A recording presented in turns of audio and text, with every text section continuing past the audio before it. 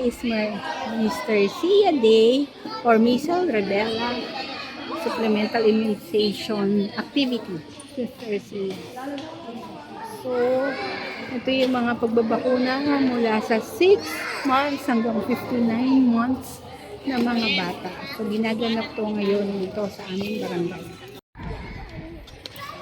Ito po ay proyekto uli ng ating COH.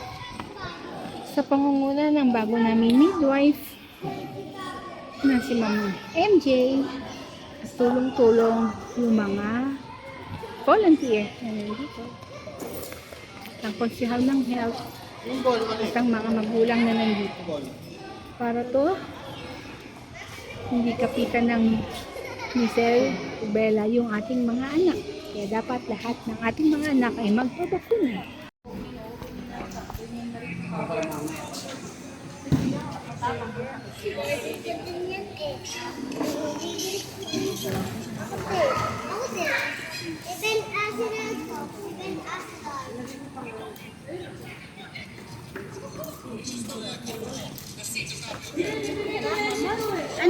Ano yung imo?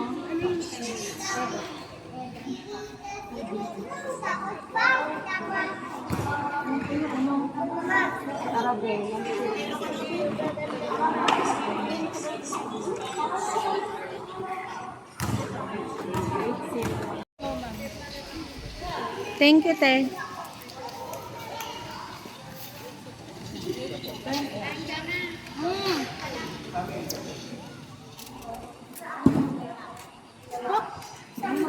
Ma'am, ano?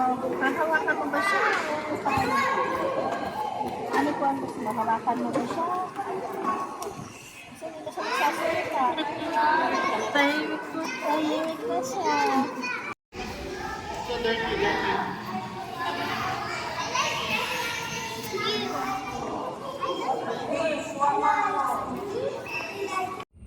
Tapos na, successful naman yung naging event. So, pabalik na ako sa aking trabaho. And again, kahit mabagyo dito, o hindi man mabagyo, wala naman kaming bagyo ngayon dito sa Bulacan. Pero binaha kami because of habagat. Pero tuloy pa rin serbisyo. So, thank you for watching.